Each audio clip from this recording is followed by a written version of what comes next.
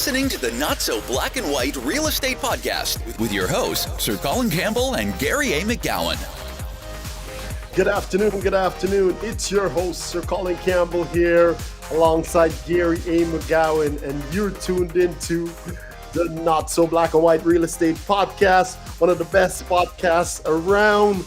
And we have a special guest in the studio dialing in, someone that we had on in season 1. He's back again, the man himself.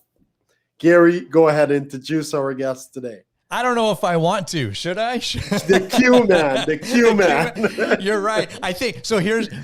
Before we bring Q man on, I was about to say I think this is the number 1 podcast in my house. However, I better not say that, because if Jen's listening, because I do another podcast with my good friend Jen Silvernagel. So, but of course she's listening. She listens to everything that we do, isn't it? Yes, my friends, I am really pumped to introduce. So he doesn't know this, but he is the one and only, the first ever returning guest we've ever had to our show. Quentin D'Souza, how are you, my friend? I'm good. All right. How's it going, guys? Good. Is that Painted Black? Is that what we're listening to? What a little AC/DC? What was Thunderstruck. it? Thunderstruck. Of course it was. How could I be so wrong?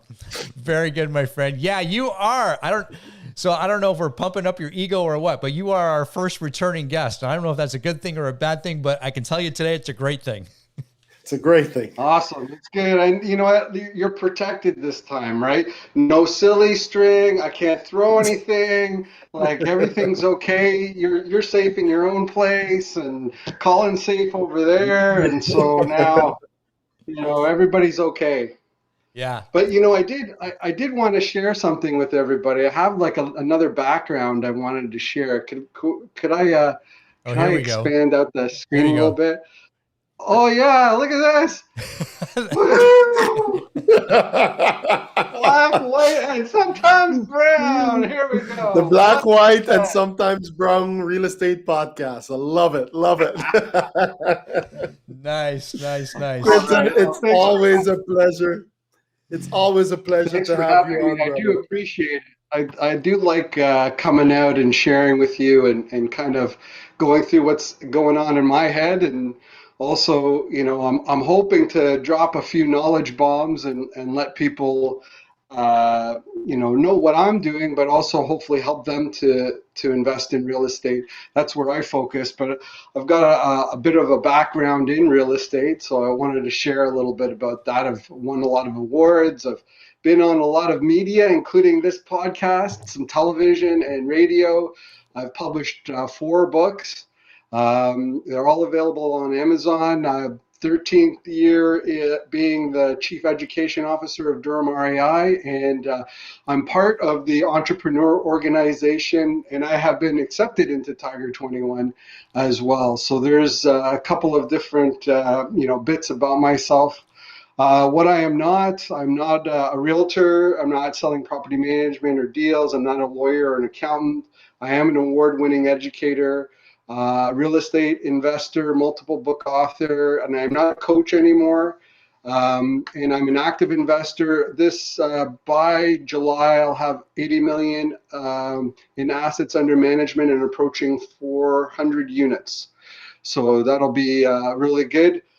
I used to be a teacher. That was I didn't actually look like like that, right? But I just using some examples here, like I was on the Sunshine List in Ontario, which is public sector workers who earn over $100,000.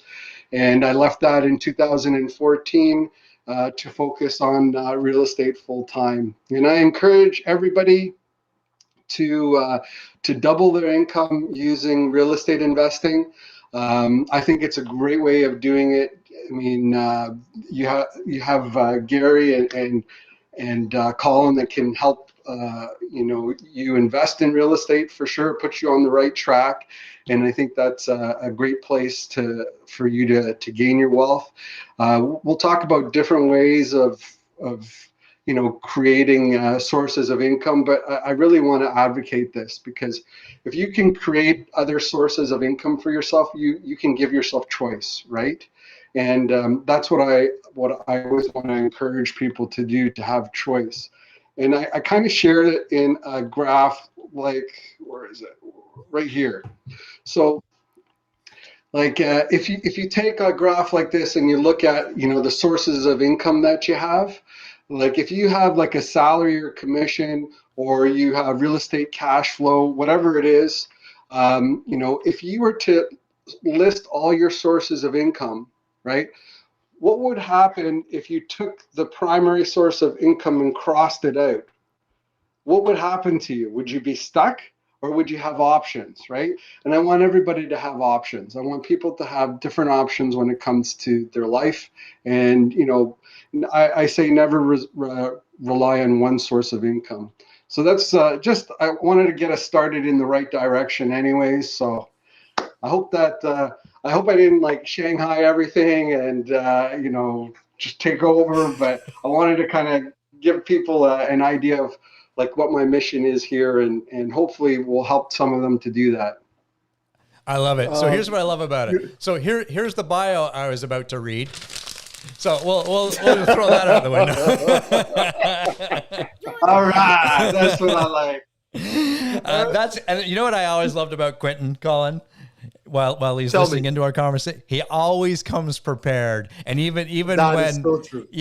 Even when it's just to pick up the phone and have a quick conversation with Q-Man, whether it's been 6 months or 6 days, he always picks up right where we left off, my man. And that's what I always appreciate about you. And I think one of the biggest things out of that, Quentin, is, you love sharing, you love teaching, and you love practicing what you're preaching. And we've known each other, the three of us have probably known each other for, almost close to 10 years now. Or maybe it's been longer. In fact, you've always been like that. So keep that going, because it rises the tide around everyone else as well. And everyone's success as well. Cool. Okay. Where do we want to start? That's the beauty of this. Well, with that being said, Gear, Q-Man mentioned a lot of stuff there. And he mentioned about multiple streams of income. And I would almost like to start off there. However, I know I'm about to say something that is going to tick a lot of people off.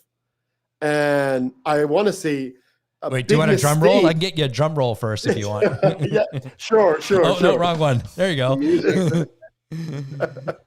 No, I think one of the biggest mistakes is trying to have multiple streams of income. Hear me out. And I truly believe a big mistake is everyone trying to have multiple streams of income. I truly believe multiple streams of income is a tool that the rich use to continue to build wealth, versus not just the tool to get rich. Again, let me explain. With multiple streams of income, I truly believe you need to execute on one level first, be proficient there, and then create a second stream. Because we know the old saying, where you jack of all trades, something of none, master right? of none. Master of none, right? You don't necessarily just want to go out there and start creating multiple businesses and you haven't created one successful business. So I think what we're going to be going through here today is years of Quentin working and building up and being secure in that business before he moves on. So I just want to at least share my thought there. How do you feel about what I just said there, Q? I think you're on the right track, and we probably aren't going to disagree on that. I think if you look at the way that the sources of income that I have, they're all related to real estate, or mostly related to real estate, if anything, right?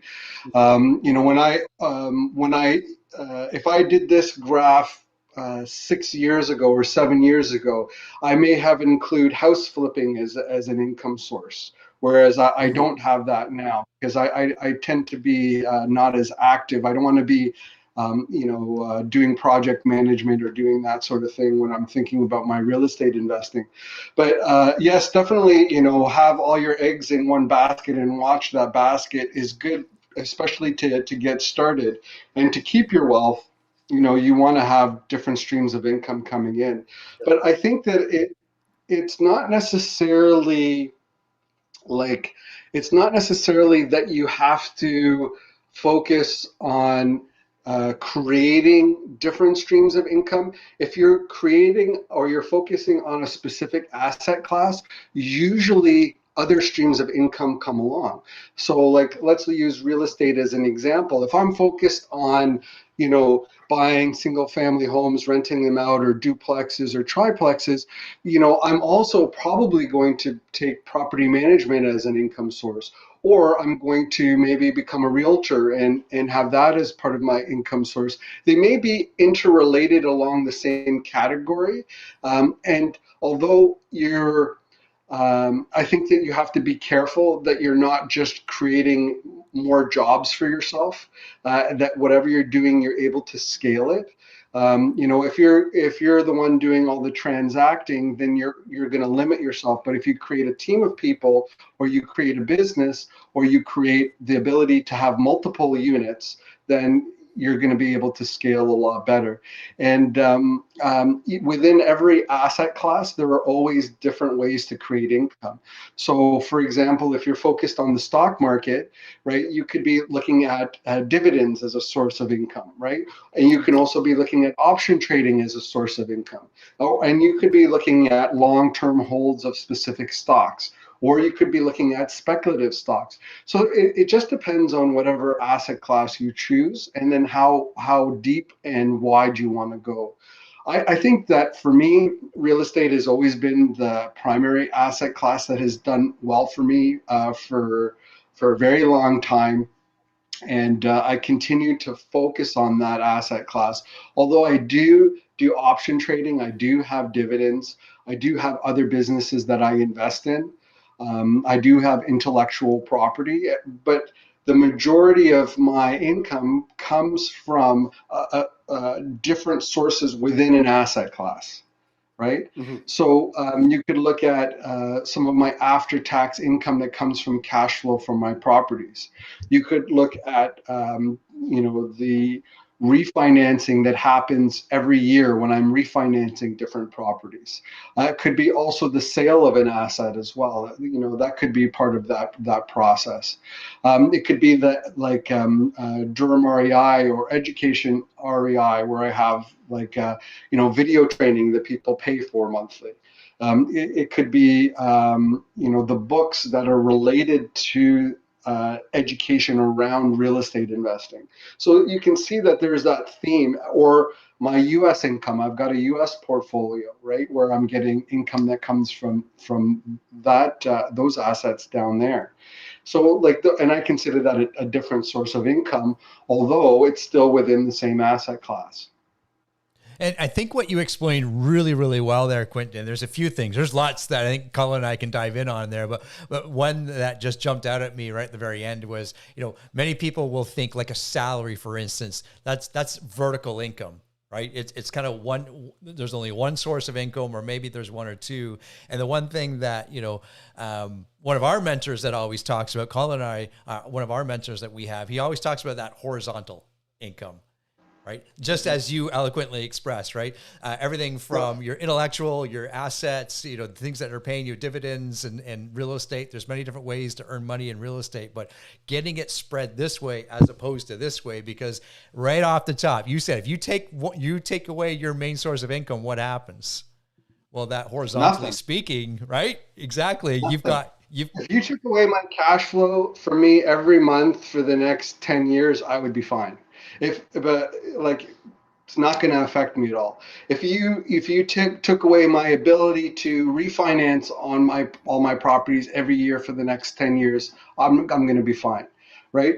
So as long as I have those different horizontal income sources, I'm okay, right? But I've really focused on that asset class in particular, and I think you got to be careful. It's too easy to get the shiny penny syndrome, where you see, oh wow, like everybody's doing this option trading stuff.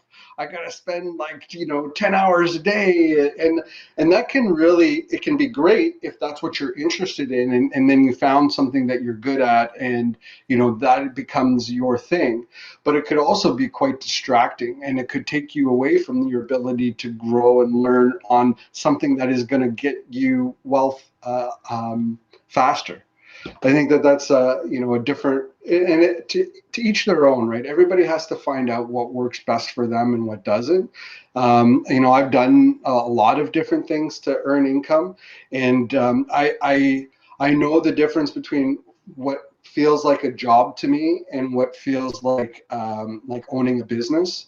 And I'm like, there are certain things that I feel like having all of these properties and units and having a business, I feel is a lot different than even doing, you can get down the rabbit hole with option trading, for example, and then you could be 8 hours a day staring at a screen, and it's just like a job.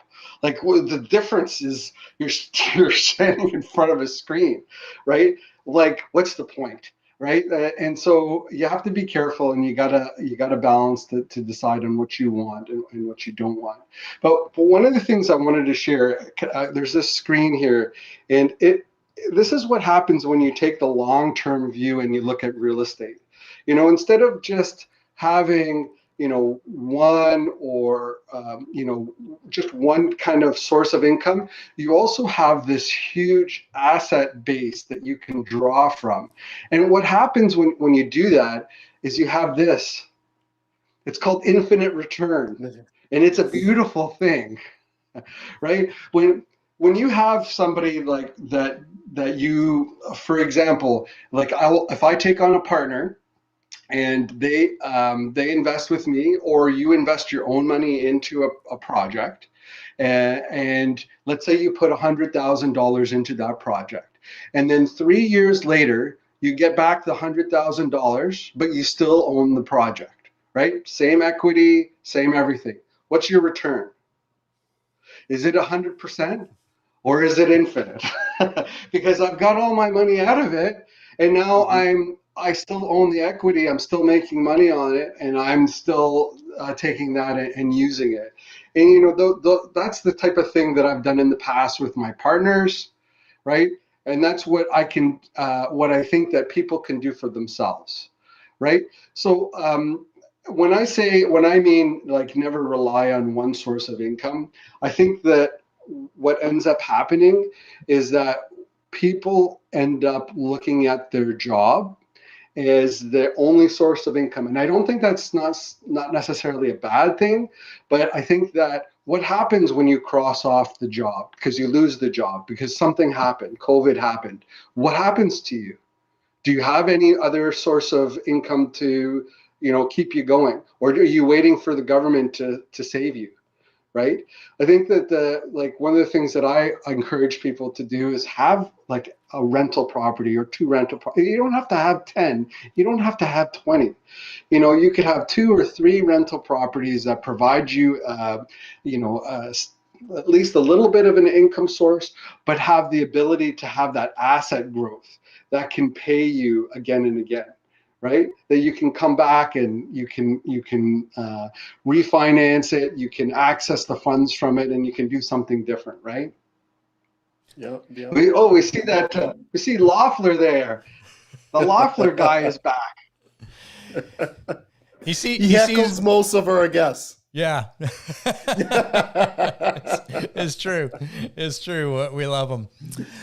One of the things that you've been talking along the lines of, and I want to circle back to, because I think it's incredibly important, as we scale any business, and of course today we're talking about real estate. You mentioned it's important not to, create jobs out of it, right? And if you're going to create a property management company, or like you said earlier, investing into stocks, don't make a job out of it. So talk to us a little bit about that. Obviously there's certain things that we need within our business, but we don't want to use ourselves to become that main employee of that business, right? Yeah, that's right. It's the difference between if you look at the cash flow quadrant that Robert Kiyosaki shares, it's the difference between employed, self-employed, business owner, investor, right? And you want to try to get to the business owner investor side, not the self-employed or employed side. And you know how that is when you feel like you have to be so, like honestly, I started to feel, and it's not like I really enjoyed coaching, but I felt that coaching started to be a job for me. Like I felt like I had to be somewhere at a specific time, and somebody had to, and if I wasn't there on that time, like somebody was going to get mad at me. I was like, you know what? I think that I got to be careful. I don't want to do that. I didn't leave my job to create more jobs for myself. I wanted to create a business. So what does that mean? Well, it means that I can do things that I really enjoy, but I don't want to feel like I'm plugged in at specific times.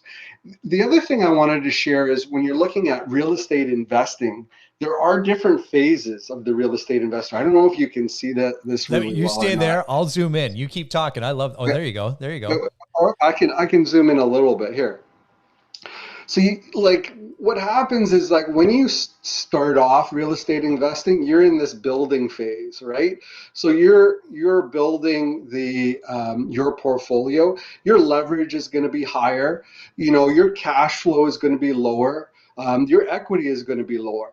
But as you grow as real estate investor, you'll find that your leverage decreases because you're paying down your mortgage, your cash flow magically increases, and your equity magically increases, right? And depending on where you are. So most of us are probably in the building phase or in the growth phase of real estate investing, right? Where we want to buy another property, we want to continue to build. And so that's important to us. And then we get to a certain point where we just want to pay down the asset and just have the cash flow that comes from it, right? And those are usually you have some older gentlemen and older ladies who've owned the property for a long time, right? And that's where they're in the defend phase, right? Maybe they get rid of the asset because their kids don't want to take it over, and they do a VTB or something, and they still get the cash flow that comes from the asset. It just looks a little different, right? Like it just depends on where you are, but most of us start at that building phase and then we get into this growth phase, and you can go through different cycles too. Like you could get to the point where you said to yourself, oh, I'm not going to do it anymore, I'm just going to stick with what I have and that's it. And then all of a sudden you talk to your friend, and he goes out to Alberta and he decides that he's going to go buy some more units, and then all of a sudden you go, man, I can't let him go buy some units. I'm going to go buy 200 units, and then he's going to have to catch up to me now. So whatever that is, right? You gotta figure out what that is for you. But I think real estate has a lot to offer. There are lots of different ways to make income, but I think that real estate gives you the leverage, and it's just the ability to borrow and supercharge what you're doing. Now, one of the things that I'm gonna turn this off for a second. So, and one of the things that you want to think about is when you're doing all of this, right? You want to consider yourself. Um, are you are you a business owner, or are you a capital allocator, right? Are you so Hmm. because Hmm. Tell Okay. us more about that. Yeah, you really got Colin's attention now. Yeah, because sometimes you may think of yourself as a capital allocator because you look at your assets that you have, and then you look at the return on equity that you're getting for those assets, and you're thinking, man, this doesn't make sense. This rental property is giving me a 3% return on the equity that I have in my property. I should sell this. I should take the capital gain tax, and I should start earning 20% on this asset, right? And you know what? Then you're a capital allocator. You're not worried about those other pieces. And that's what I talk like. Actually, a lot of the partners that I have who partner with me on apartment buildings, they are at the point of their investing where they're a capital allocator. They're taking funds out of, sometimes they're selling like a single family home, or they're selling a duplex, and they know the power of real estate, but they don't want to be part of the day-to-day business of it. They want to be the capital allocator, and they want to get the return on equity, right? And so that's, that's kind of the piece that, you have to decide where you are. Do you want to be a business owner, or do you want to be like an operator, right? Are you an operator, or are you a capital allocator? And if you're, this is my pitch. If you are a capital allocator, talk to me. I'm happy to help you, get you into a building, right? So No, I mean, now, that's Q, there's a lot that you yeah. said there that I would like to unpack. First, you said, don't go creating another job. If you're looking, you're at that level where you're good where you are in whatever job you have, and now you're looking at adding one more stream of income, right? So now you said, don't go creating a job, because in that case you'll be trading, time for money. And what you're basically saying, let's trade money for money, right? So Right. whether it's investment, whether we're investing, now that money is going to go out there and work and create more money for us. The richest man in Babylon, have your monies go earn more money for you, right? So now we're talking to that person who's listening to this podcast and is thinking, okay, that is a brilliant idea. Thank you. Light bulb went off. Where do I start? And since it's a real estate podcast show, let's start with real estate. I think so. I think he's got something for this. I think he has something. And if you're listening on the podcast, we're sharing some slides on the screen, so you can always circle back to YouTube afterwards. But what do we got here, Quentin? What have you been up to the last little while? So if you want to be a capital allocator, you can be a capital allocator in a number of different ways. All you have to do is look at the yield that you're getting on your equity. So what you would do is you would say to yourself, okay, on my single family home, it's worth $800,000. I have a $200,000 mortgage. My mortgage pay down is X, my cash flow is Y, and then my appreciation is probably about a Z, right? And if I add those together, divided by the equity, I can get a rate of return. Okay, and usually if you're looking at a property like that, your rate of return is probably less than 5%, because of the mortgage pay down, the cash flow at that point when you're 10 years down the road, right? I'm not talking about you just bought the property, because your yield is going to be probably in excess of 20% if you just bought the property. But if you owned it for a long time, this is what happens. Your return on equity drops. So as a capital allocator, what you would do is you would say to yourself, okay, if I sold this property, I took the tax hit, and let's say I paid $100,000 tax hit on it, but now I can take that, let's say, what did we say, about $500,000 left, but now I can earn 20% again, or 30% on that money again, right? Now what I'm doing is I'm taking those funds and I'm being a capital allocator, and I'm able to get a higher yield on it. And that's really what we want to see, right? So you have to decide for yourself, is that, that's one way to do it, to be a capital allocator.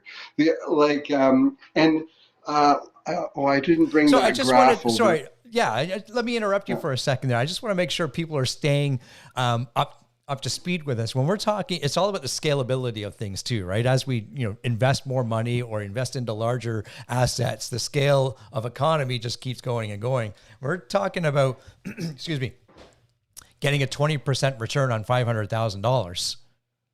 That's a $100,000 return. Let's just kind of circle back to what that big number is. Now we're talking, right? And you can do a lot of things with that type of return or that type of equity. Right. And the beauty about that in the type of projects that I do is that in 3 to 5 years, I return the initial investment to my investors, and then they can earn a return on the return, right? So like it becomes that, and it's not just me. Like I'm not special. Like, you know, if you focused on doing this and you work hard and you understand apartment buildings, you can do this too yourself, right? It's not that I'm the only person in the world that knows how to work on apartment buildings. You can do this with other projects as well, right? You just have to figure out, you know, if that's what you want to do. Because as Colin was saying, you know, are you an operator or are you a capital allocator? So, you know, and that's where you want to kind of decide for yourself. What I find is that a lot of my potential partners were investors before, or they have a higher or better use, like they're doctors or they're business owners, and they are better to spend time there than they are to be operators again in another business. Instead, they want to be a capital allocator, take those funds, put them in a project, and allow it to earn, you know, 20% or more on the funds that they have, and then they continue to roll them into the next project, right? And I've been doing this for a long time. Like I've got like I did have some quotes from like my previous like investors. It's kind of a little too salesy, but like I mean I had some quotes from like people that I've been investing with for over 10 years, right? And then, you know, the type of things that I've done with them. I don't know if I can put something like this up, but like, you know, Andrew, I mean, I started investing with him in 2011, and you know, on the projects that he's invested with me, like he's made over 40% a year, right? So just imagine, and so you can imagine after a couple of years, your money is out. So then, what really do you have? You haven't. You have the whole infinite return, right? Mm-hmm. So the same with this gentleman, Neil, who I bought 11 unit building with last year. We bought it for 1.3 million. And last week we got it appraised for 1.9 million. Beautiful. What does that mean? Beautiful. Yeah, it means Beautiful. that he just got 100. He just got infinite return, right? Yeah. And you know, and now he's that capital allocator or Paul. This one took a little bit. I usually promise 3 to 5 years because that's what I'm comfortable with. With Paul, I you know, it was 2016. I thought, you know, it's going to take me 5 years to do. I was able to do it in 4. You know, we refinanced, he got all his funds back, plus an additional 50K, right? So what do we have? We have infinite return, right? Mm-hmm, mm-hmm. So what do you want to be? Do you want to be an operator or do you want to be a capital allocator? And if you want to be a capital allocator, there are lots of, I'm not special, like other people are out there that do this too, right? Or do you want to be an operator? Do you want to be the person who's dealing with like the tenants who has like, or has to build a team or a business around to deal with that? Like, do you want that? And you have to decide, right? You can do it. Anybody can do it, right? It's just that you have to decide on where you're going to focus your time. I decided to focus my time on building that business out. And I have a property management team, right?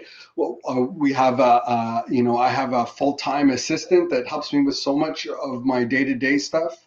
You know, like I have a virtual assistant that helps me with so much other stuff that I really don't want to do, right? Like I have a team that really helps me to get things done. And you know, you just have to decide. I enjoy infinite return. That's what I enjoy, right? And you know, it's kind of, and I enjoy like, I really do like real estate, you know, and my wife has asked me many times, like, you know, Quentin, why are you still doing this? Like, you don't need to do this anymore, right? Because I like, honestly, uh, when I left my job in 2014, I didn't have to do anything anymore. But like, I just continued to scale and grow and keep doing. And I am just not a person who's going to sit on the beach for more than like a week. Like, it's just not me. It's not my personality, right? And there was this. I was part of Strategic Coach, and Strategic Coach with Dan Sullivan is just a great Yep. program, and he talks about having a unique ability, Yep. and without sounding like too conceited, my unique ability is making deals happen with real estate. Like that is my unique ability. I'm good at it. It's like and if God gives you gifts, you use them, right? What's the point of a Yeah. gift if God gave it to you and you don't use it? Right? Isn't that like worse than anything? Right? That's So that's squandering why your, I yeah. continue to do it. Well, Yeah, that's why no, I I like it. continue to do it. You become Yeah. selfish, and a gift is to be shared, right? Yes. Yes, Yeah. absolutely. And Yeah. I help so many people by doing it. I help my partners. I help the tenants have a good, like, I mean, our buildings are good, they're clean, they're safe, right? Like I help so many people by using my gifts, right? I educate people about real estate, and I share my own trials and tribulations and tough things, and hopefully help people to avoid them. Like, I do all that. And sure, the benefit, like 80 million of assets under management is a pretty big deal, right? But I'm still growing. Like I've Yeah. got, like to me, it's just a number. Like it's not, I'm still just continuing to grow and learn and do new things. Like, I mean, that 202 units, I challenged like the members of Durham REI. I think it was like in January or February. Put a zero after the next deal you do, right? And just put a zero after it, because then you really take yourself out of the comfort zone, and then you can accomplish even more than ever thought. Well, this last 202 units is a $40 million asset, really, that we're purchasing. That's putting a Wow. zero. I'm doing what I asked them to do. And now I feel like that $40 million assets, I raised like $6 million in like 2 weeks, right? And I didn't know that I couldn't do it because I just did it. Like I didn't think about it. I just did it. Right. And now if I go, I feel like I can do that again and again, and I can do more. Right. And, it's just making sure that this goes well, and make sure that everybody is getting what they need from it. And then I can go back and we can do it again, and we can maybe add another zero onto it. Right. We'll Yeah. just Yeah. keep going. Well, it's Interesting. interesting. Yeah. Go ahead, Colin. Go ahead. Okay. No, Now, okay. No, I'm going. You gave me the chance. Go. Yeah, you go. You go. This will be quick. So Colin and I often talk about, when we're talking with other realtors and they want to go from something as simple as $100,000 commission to 2, 4, 6, 700 or $1 million. And it's just like this. It becomes your new financial IQ, or the meaning you now are dealing with $40 million buildings and assets. Now that becomes the new norm. Like that's the new normal conversation for Quentin and his team every day. Right? Yeah. It's That becomes really your what was once your ceiling is now the basement. Now you're going to look at $40 million transaction as in, I did that already. I know how to do that. What is the next level? 400 million transaction. Yeah, and you know what makes a big difference for me too is that I there's a group that I'm a part of there are real estate investors across Canada through the entrepreneur organization, and they're like they make me look small. Like one guy like picked up 1,000 units in the last 3 months. And I was like, man, I can't be in this group and just have like, like I gotta pick up my game. I can't be in this room with these guys, right? Like and it's really good. It's good for me because like I'm in a room with people where I feel like if I have a question or I have a problem that I can ask them anything, and I'll be able to solve the problem, right? And these guys, they were some of them you would recognize their names for sure, and it's really cool that you can do that. And I don't think like having people around you that push you, like or even explain to you mental models or frameworks, like that horizontal income is a mental model, right? It's not something that everybody understands. Scaling and assets under management or different fee structures, they all come from, knowledge that other people have already, experienced. And if you could have people that can share that with you, that you help them and then they help you, and make it like a not just a receiving thing but a giving thing, it becomes beautiful. Like there's nothing that can stop you. There's so much that you can do, right? I have so many great friends, so many like in real estate investing and outside of real estate too. But I feel like I want to help them and they want to help me. Like we want to help each other because we're you know we're here to, like, why are we on this earth, right? Like we're Nope. we're here to make a difference, to change, to grow, to learn. And I think that's great when you can find groups of people out there and create a tribe, or learn with other people. It's just amazing what you're able to do and achieve, right? Now, Quentin, you mentioned, because there's a few things you mentioned there. Here you are in a group where you're feeling like, the smallest guy in the room compared to all these giants. And there's the old saying, if you're the smartest person in the room, you're in the wrong room. So constantly, you're surrounding yourself with people who are pushing you, who are challenging you to think bigger. And this is where you mentioned the importance having that group, having that tribe, having that program where you can plug in, where people challenge your thinking. Now, how has that helped you to build? Because I think we've seen on the screen you have eight streams of income so far. How has being in groups like those and being in environment like those allowed you to push beyond your comfort zone to build a bigger life for you, ultimately impacting more people around you? Yeah, that's really an interesting, you know what? Um, if you looked at me where I started from, like we came to Canada and, came with nothing, right? Like when we came to Canada, I was like 3 years old, and, we stayed in somebody's basement, like actually underneath the stairs in somebody's basement when we came to the country. Like I remember, just like growing up in the 80s in Toronto, man, and being brown, it was not the best experience, I gotta say, right? Bathurst and Finch, Leslie and Finch, just a lot of trials and tribulations. And, I think that it built character in me and the ability of not giving up, like, I mean, in grade 2, I had 3 paper routes, man, and I got robbed twice, but it, like, Like, you who gotta robbed imagine, somebody on their paper route? I'm telling you, man, it happened. And I got robbed.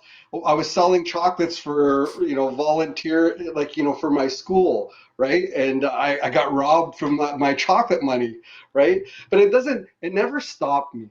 It never stopped me. I never said that this is good. Like, I don't want to give anybody the benefit of saying that, you did something to me and that stopped me from doing it because it was, it's your fault. It's not anybody else's fault.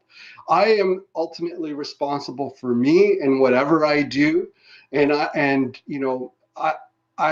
don't accept can't. Like, I can't do it, or it's not possible. It's really about, and surrounding yourself with people that help you to do that. And it's avoiding the negative people who are always saying, oh, you're not going to be able to do that. Man, I ran a marathon. Okay, I You ran a did. marathon. Yes, you did. If you looked at me like 3 years ago, there's no way you would have thought that I could run a marathon. Okay, like, you know why? Because I don't accept can't. I don't accept it's not possible. I don't accept you're not going to be able to do it, right? Everybody has the ability. All you have to do is change your mindset and you change your life. right? Change your peer group and you change your life. There's so much out there, and there's so many good people, right? You just gotta find them and make sure that they become part of your inner circle, right? And if you can make those good people part of your inner circle, there's amazing things will happen, right? Just don't, blame. I think blame is giving other people control, right? And I don't give anybody else control. It's me. Mhm. Like I'm the captain of my ship. I choose the destiny. I choose where I go. I choose Yes. what happens to me, right? And I think that everybody can make that choice. I'm not special, it's everybody. Everybody has the ability. They have it inside them. They just have to find it. Yep. Well said. Well said. And it's funny because I hear you saying a lot of that, and I'm also hearing Earl Nightingale, and I also notice an Earl Nightingale book behind you. So, well said. Well said. Beautiful. Yeah, thank you. Yeah. Colin, we've kind of run over typically the time when we do our little I know rapid fire. Let's So do it. either we do it or throw it out. I say we do it because this is Quentin D'Souza, my friends. We got to do it. All right. Back We for got- number 2, and I didn't even bring silly string. That's true. It's true. Okay, hang on a second. We gotta set this up properly here. That's good enough right there. Okay. So as you know, let's play a little music in the background here. These are important questions, Quentin, because they are incredibly serious. And you know that that's not true because that's not how we roll around here. So I'm going to ask you a few questions. Let's see where these answers take us. And I'll try to, we might even ask one or two from the last time and then revert back to see if it's the same answer. Okay. First question. Easy peasy. Favorite season of the year? Oh, I thought this was an easy question. fall. I Fall. love fall. I love the leaves changing. I love taking a walk in the fall. Not too hot, not too cold. Okay. Yeah. Very good. A place you most want to travel? Ooh, place I would love to travel to Fiji again. I'm actually working on my citizenship. So, I was born there, right? And so I'm working. And funny enough, apparently Fiji is like a tax haven. Who knew? Really? Well, we gotta- need to talk about that after. Yeah. This just We're opened up a all like whole that, new conversation. Yeah, the Asian anyways, apparently, down here we've got the South America. Out there it's Polynesia and stuff. So Nice. who knew? Nice. Okay, a little bit more serious. Who was your first celebrity crush? Oh, Christina Applegate. There we go. Yeah. Hands down. Yeah. I Yeah. think I had the poster, in my bedroom for sure. Nice. Favorite junk food? I saw Favorites? cookies in a slide before, so Yeah, cookies are probably up there. I like pretzel chips though. Pretzel chips are good. Okay, Yeah. not bad. I Not don't know bad. what it is. So speaking of pretzel chips, because that's something you would typically dip into something, is double dipping at a party? Yeah, double dipping at a party ever acceptable?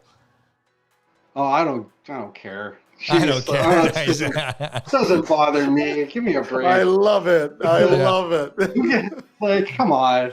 I don't know. Nice. Whatever. Be worried Whatever. about Okay. that. Something else is gonna happen to you too. Whatever. Yeah, that's what we have immune system That's the best for on that. answer. Yeah. That's the best Okay, answer. I'm turning the music off. This is a serious question. Okay. You ready for it? Lean in. Here we go.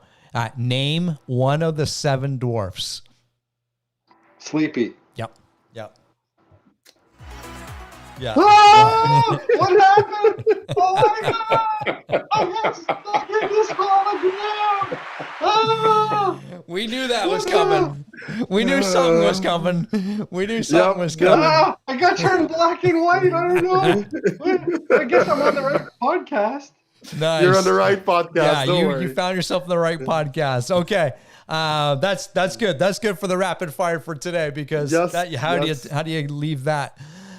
Beautiful. So actually, going back to the Seven Dwarfs, out of all the podcasts we've done, only one person has named somebody different. Everyone else is named Sleepy.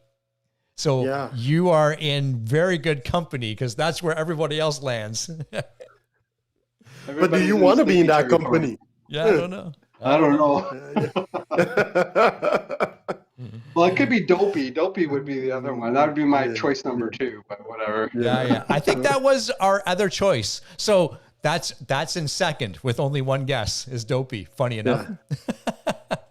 Funny enough. Okay. So obviously you don't start off by buying big apartment buildings. From your journey, let me rephrase that. Your journey. You didn't start out buying apartment buildings. You started buying, single family homes, converting them into duplexes, and then one thing leads to another.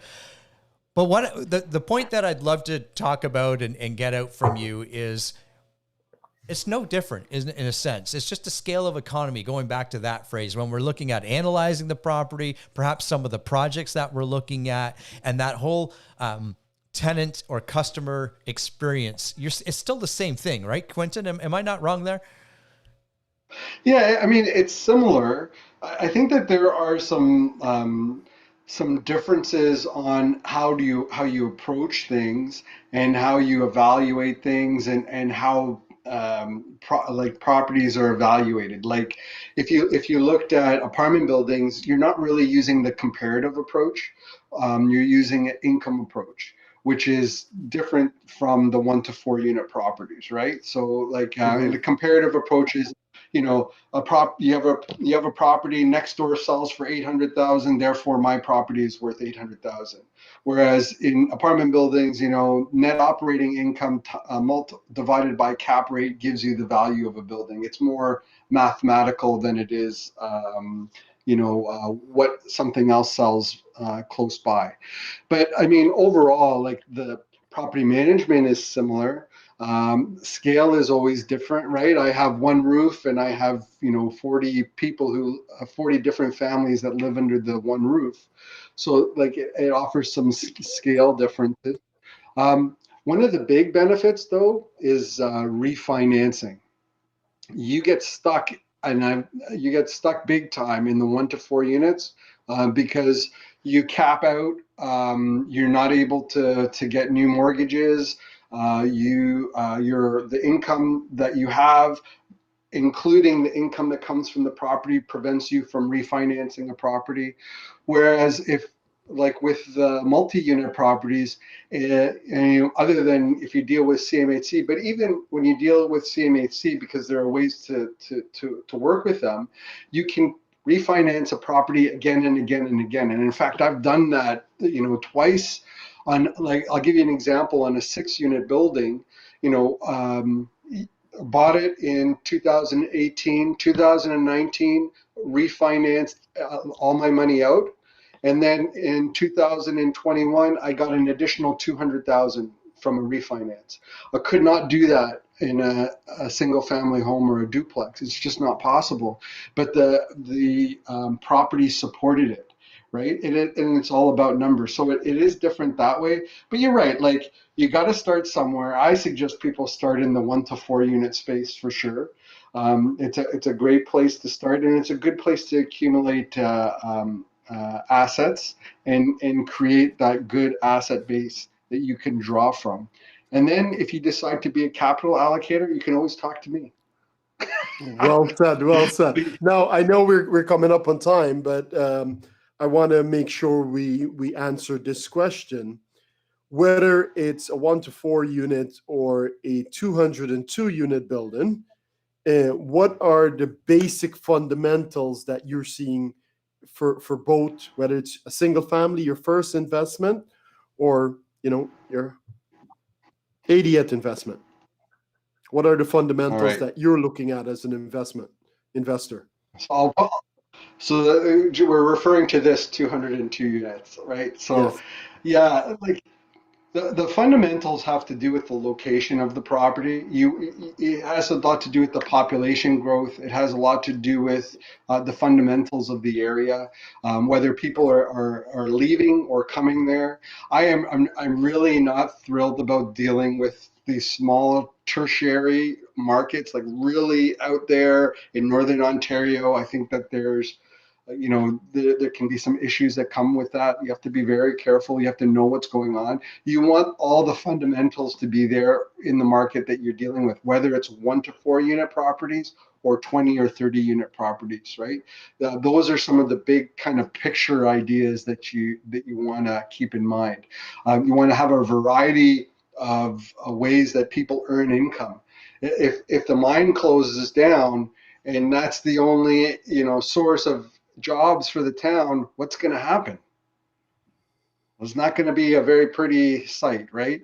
And and so you have to be careful. So just keep that in mind. And I think if you're working from a fundamentals perspective, I think that you should be okay. And that's true for 1 to 4 or 200 units, right? Yeah.